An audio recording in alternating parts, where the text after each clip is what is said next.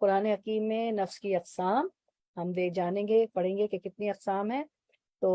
یہ جو آپ کی آیت تھی، وما ابرئ نفسی ان النفس لامارۃ بالسوء الا من رحم ربی ان ربی غفور رحیم، میں اپنے نفس کی پاکیزگی بیان نہیں کرتا۔ یوسف علیہ السلام فرما رہے ہیں بے شک نفس تو برائی پر ابھارنے والا ہی ہے، مگر یہ کہ میرا پروردگار ہی اپنا رحم کرے، یقیناً میرا پالنے والا بڑی بخشش کرنے والا اور بہت ہی مہربانی فرمانے والا۔ یعنی نفس کی شرارتوں سے وہی بچتا ہے جس پر اللہ کی رحمت ہو، جیسا کہ یوسف علیہ السلام کو اللہ تعالیٰ نے بچا لیا، اور عزیز مصر نے بھی ان کو برائی پر دعوت دی تھی، پھر اس کے بعد انہوں نے دعوت کی عزیز مصر کی بیوی نے، تو تمام دوسری عورتیں بھی اس مکر میں شامل ہو گئیں، تو اللہ تعالیٰ نے ان کو بچا لیا۔ تو قرآن حکیم میں نفس کی اقسام، نفس نفس لوگوں کو طغیانی، سرکشی، کبر، خواہشات اور دنیاوی زندگی کی ترجیح کی دعوت دیتا ہے، تو سرکشی کروا دیتا ہے، بغاوت اللہ کے احکام سے کروا دیتا ہے، کبر لے آتا ہے نفس، تکبر، فخر اپنی اولاد پہ، بچوں پہ، اپنی کامیابی پہ، اپنے حسن پہ، اپنی جائیداد پہ، اپنی دولت مندی پہ، اور نفس جو ہے خواہشات میں الجھائے رکھتا ہے، اور ایسی خواہشات کے پیچھے پڑ کے وقت ضائع کر رہے ہوتے ہیں، غیر ضروری چیزوں پہ وقت، آن لائن بھی شاپنگ میں وقت ضائع کر رہے ہوتے ہیں، اگر پرسنلی بھی جاتے ہیں تو بیکار وقت ضائع کر رہے ہوتے ہیں، اور نمازوں کو بھول جاتے ہیں۔ تو یہ نفس جو ہے تو خواہشات اور دنیا زندگی کی ترجیح کی طرف دعوت دیتا ہے یہ نفس، اور اللہ لوگوں کو خواہش نفس کو روک کر اپنے خوف و خشیت کی طرف بلاتا ہے۔ تو خواہش نفس کو روکنا چاہیے، اور جو ہے اپنے نمازوں کے وقت، اپنے اذکار کے وقت، اپنے جو حقوق اللہ، حقوق العباد اچھی طرح ادا کرنا چاہیے، اور اپنے خوف و خشیت، اللہ سے خوف و خشیت ہونا چاہیے، اور تو اللہ تعالیٰ جو ہے خواہش نفس کو روک کر اپنے خوف و خشیت کی طرف بلاتا ہے، اور نفس لوگوں کو طغیانی، سرکشی، کبر، خواہشات اور دنیا زندگی کی ترجیح کی طرف دعوت دیتا ہے۔ اب ہم دیکھتے ہیں کہ نفس کی 3 اقسام ہیں۔ ابھی آپ نے ایک قسم تو پڑھ لی اس آیت میں، ٹھیک ہے، نفس امارہ۔ تو پہلی ہم دیکھتے ہیں نفس امارہ۔ نفس امارہ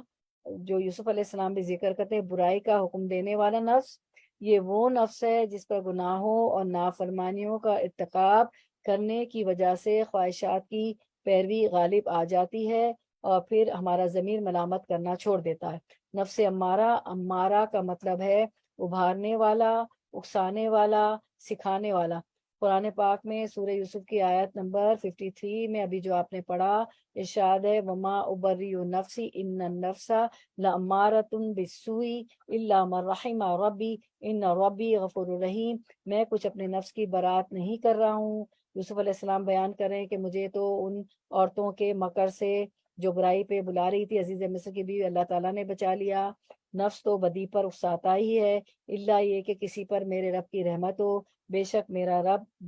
بڑا غفور الرحیم ہے۔ نفس امارہ جو انسان کو گناہوں پر آمادہ کرتا ہے، اور یوسف علیہ السلام پر اللہ تعالیٰ کی خاص رحمت ہوئی، اور اللہ تعالیٰ نے ان کو جو ہے اس کے ورگلانے سے اس کے مکر سے بچا لیا۔ پھر ہم دیکھتے ہیں دوسرا نفس لوامہ، لومۃ لائمن ہے نا، نفس لوامہ ملامت کرنے والا لفظ۔ ایک ہمارا سب کانشیس ہوتا ہے، برائی یا غلطی کر کے بار بار ہمارا دل میں آتا رہتا ہے میں نے غلط کیا، میں نے غلط کیا، ہوتا ہے نا، نیند میں بھی، جاگتے میں بھی۔ تو یہ وہ نفس ہوتا ہے جو گناہ کرتا ہے پھر توبہ کرتا ہے، اس نفس میں خیر پائی جاتی ہے اور شر بھی، ٹھیک ہے، یہ ابن تیمیہ فرماتے ہیں۔ تو ہم اس کی آیت دیکھ لیتے ہیں۔ نفس لوامہ، لوامہ کا مطلب ہے ملامت کرنے والا، جو کہ برا کا کام کرنے پہ ملامت کرتا رہتا ہے۔ آپ نے کئی بار دیکھا ہوگا کوئی غلط کام ہو جائے تو بار بار خیال آتا ہے، چین ہی نہیں آ رہا ہوتا ہے کہ میں نے غلط کیا، پھر ہم استغفارات کرتے ہیں، اللہ سے معافی مانگتے ہیں، کسی کے ساتھ برا کیا تھا اس سے معافی مانگ لیتے ہیں۔ تو لوامہ کا مطلب ہے ملامت کرنے والا۔ قرآن مجید میں سورۃ القیامہ کی آیت نمبر 2 میں ارشاد باری تعالیٰ ہے وَلَا أُقْسِمُ بِالنَّفْسِ اللَّوَّامَةِ، کہ فرمایا اور قسم کھاتا ہوں اس نفس کی جو ملامت کرنے والا ہو۔ نفس لوامہ جو انسان کو گناہوں پر ملامت کرتا ہے، یہ کام بہت برا تھا، تم نے کیوں کہا، یہ ہمارا نفس کہتا ہے نا۔ اس کو اور سمجھیے، میں اور سمجھاتی ہوں اس کو۔ یعنی یہ ایسا نفس ہوتا ہے، یعنی بھلائی پر بھی کرتا ہے کہ زیادہ کیوں نہیں کی، یعنی صرف برائی پہ نہیں ابھارتا یہ لفظ جو ہے، یہ نفس جو ہے، بھلائی بھی آپ نے کر لی نا تو کہتا ہے اس سے زیادہ اچھا کر لیتا، اس سے زیادہ اچھا اور ثواب ملتا، کسی کا بھلا ہو جاتا، کسی کا فائدہ میں اور اچھا کر سکتی تھی، پیسے زیادہ دے سکتی تھی، کسی کی مدد زیادہ کر سکتی تھی، تو اور اچھا کام ہو جاتا، اور مجھ سے لوگ مستفید ہوتے، اور مجھے میرا رب راضی ہوتا، اور بھلائی اور ثواب مجھے ملتا۔ یعنی بھلائی پر بھی یہ نفس ہمیں ابھارتا ہے کہ زیادہ کیوں نہیں کی، اور برائی پر بھی کہ اس سے باز کیوں نہیں آتا، گناہوں پر ملامت کرتا ہے کہ یہ کام تو بہت برا تھا، کیوں کیا یہ، اور اب آئندہ نہ کرنا، اس سے باز آ جانا۔ تو دنیا میں بھی جن کے ضمیر بیدار ہوتے ہیں، جن کا کانشیس زندہ ہوتا ہے، ضمیر ملامت کرتا رہتا ہے نا ہر وقت، کانشیس ایک ہوتا ہے ہمارا، سب کانشیس ہمیں بتاتا رہتا ہے کہ غلط ہو گیا، تو دنیا میں بھی جن کے ضمیر بیدار ہوتے ہیں ان کے نفس انہیں ملامت کرتے ہیں، اور تاکہ آخرت میں تو سب کے ہی لیکن آخرت میں تو سب کے نفس ملامت کریں گے، لیکن ملامت دنیا میں نفس کرنے والا ہو، نفس لوامہ ہو تو فائدہ ہے نا، تاکہ ہم برائیوں سے بچ جائیں۔ تو یہ سورۃ القیامہ میں ہے، ولا اقسم بالنفس اللوامہ، اور قسم کھاتا ہوں نفس کی، اس نفس کی جو ملامت کرنے والا ہوتا ہے۔ اللہ تعالیٰ ہمارا نفس ایسا کر دے جو ہمیں ملامت کرتا رہے، کیونکہ انسان ہے، کوئی یہ نہیں کہہ سکتا کہ میں غلطی نہیں کرتی، غلطی کا پتلا نہیں ہوں۔ اور پھر اللہ تعالیٰ نے توبہ استغفار بھی رکھا، اس کا یہ مطلب نہیں کہ توبہ استغفار کرتے جائیں اور غلطیاں کرتے جائیں، نہیں، اس کے بعد پھر ہمیں کوشش کرنی چاہیے کہ پھر غلطیاں نہ کرے، گناہ نہ کرے۔ تیسرا نفس ہے ہمارا نفس مطمئنہ، مطمئن نفس، یہ خیر اور نیکیوں کے کاموں کو پسند کرتا ہے، اور شر کو اور گناہوں سے نفرت کرتا ہے، اور ان کو ناپسند کرتا ہے، ان برائیوں کو ناپسند کرنا اس کی ایک فطرت اور طبیعت اور ملکہ بن جاتی۔ یعنی کہ نفس مطمئنہ جن کا ہوتا ہے وہ برائیوں کو ناپسند کرتے ہیں، ان کی ایک عادت، ان کی ایک فطرت، ایک بلٹ ان عادت، ایک فطرت بن جاتی ہے، ایک طبیعت بن جاتی ہے، وہ جو ہے برائی سے نفرت کرتے ہیں، جاتے ہی نہیں۔ جیسے کوئی لوگ ایک حدیث پڑھ لیتے ہیں کہ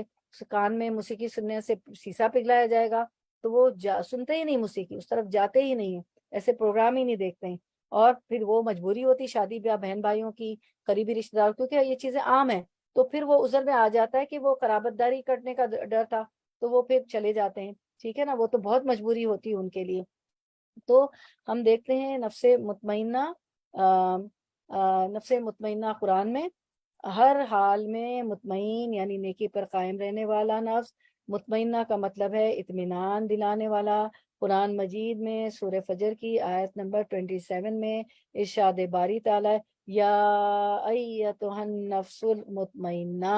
اے نفس مطمئن، نفس مطمئنہ جو انسان کو اطاعت الہی اور اللہ کے ذکر فکر میں مطمئن رکھتا ہے، اور خواہشات کی کشمکش اور گناہوں کے خطرات سے دور رکھتا ہے، وہ ہر وقت اللہ کے ذکر فکر میں رہتا ہے، اللہ کی عبادت میں مشغول رہتا ہے، حقوق اللہ، حقوق العباد اچھی طرح ادا کرتا ہے، اور جو ہے اپنے وقت کو لغو باتوں میں، غیبتوں میں، بیکار باتوں میں، اور خواہشات میں اور گناہوں کے خطرات میں ضائع نہیں کرتا ہے، گناہوں سے بھی دور رہتا ہے، وہ بہت چکنا رہتا ہے۔ مومن تو بڑا ہوشیار ہوتا ہے، بڑی چکنا رہ کے زندگی گزارتا ہے کہ کوئی ایسا کام نہ ہو جائے جس سے گناہ میں کر بیٹھوں اور جو ہے اللہ ناراض ہو جائے۔ تو اور النفس المطمئنہ انگلش میں کہا او دا کانٹینٹڈ سول، اے نفس مطمئنہ، او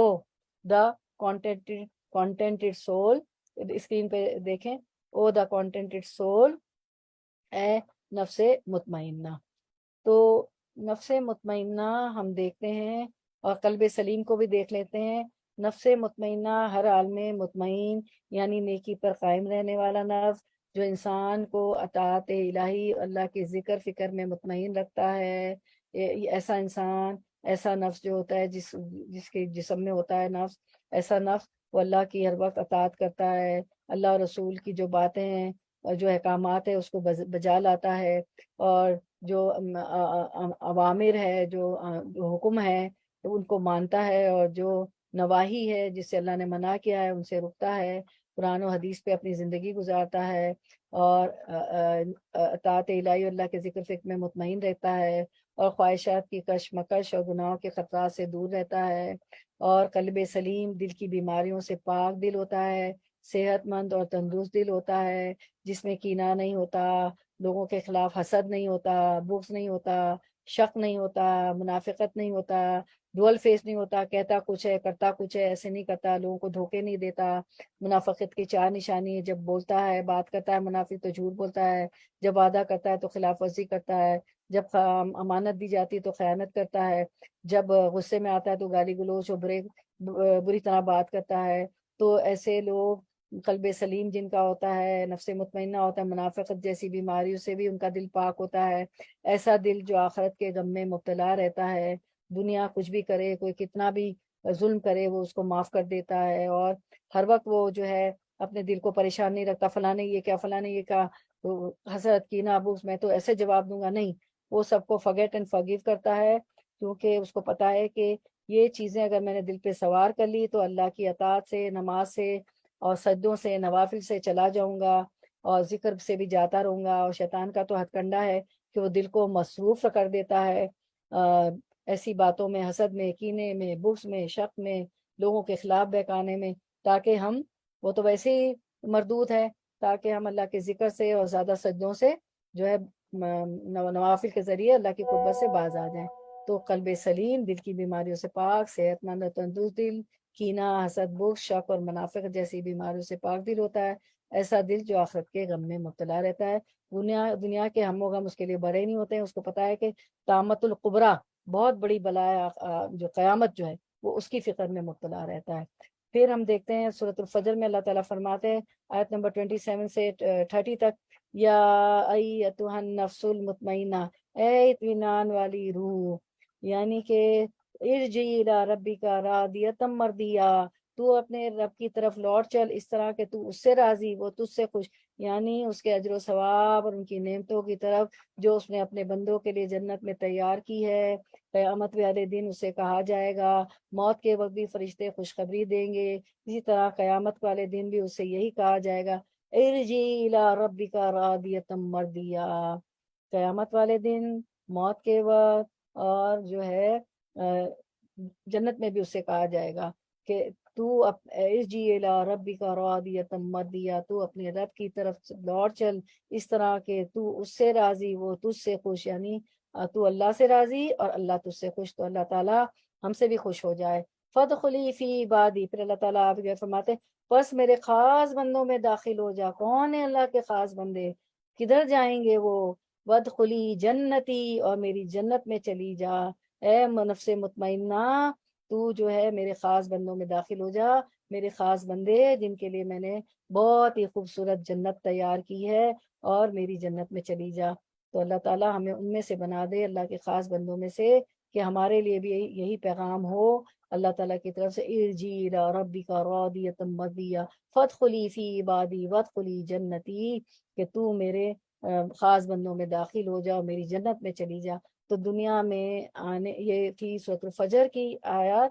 کے نفس مطمئنہ کے بارے میں۔ تو آئیے ہم اللہ تعالیٰ سے قلب سلیم کا،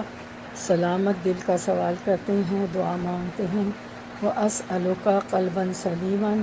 میں تجھ سے قلب سلیم کا سوال کرتا ہوں۔ اللہ تعالیٰ ہمیں قلب سلیم عطا فرمائے، جو بغض سے، کینے سے، حسد سے اور منافقت سے پاک ہوتا ہے۔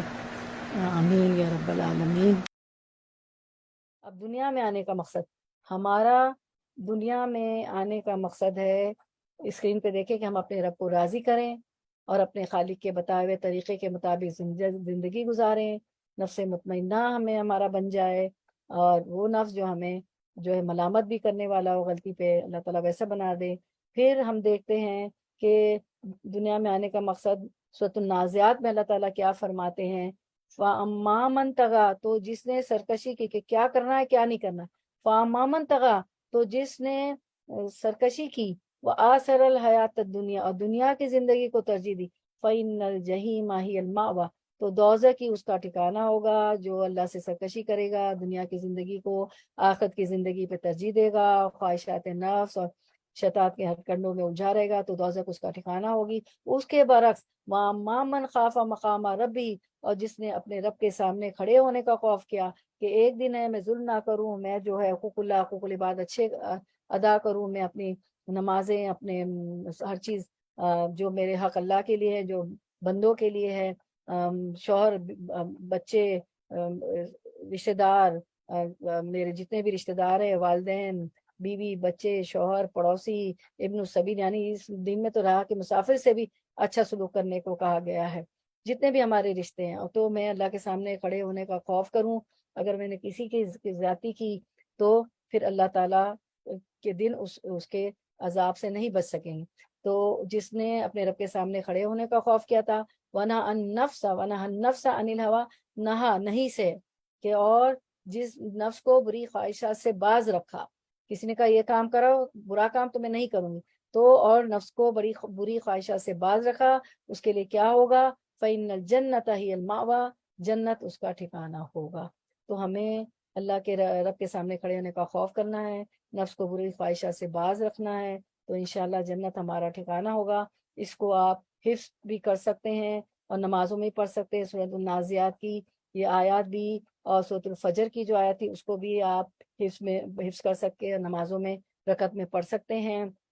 تو ہم نے جانا سمجھا قرآن، او دا کانٹینٹڈ سول، نفس مطمئنہ۔ تو قرآن حکیم میں نفس کی اقسام 3 ہیں، وہ ہم نے پڑھی،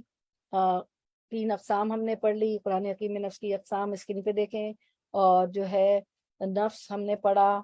قرآن حکیم میں، نفس کی اقسام پڑھی، پھر نفس پڑھا کہ نفس کیا ہے، نفس کی تعریف پڑھی۔ نفس لوگوں کو طغیانی، سرکشی، کبر،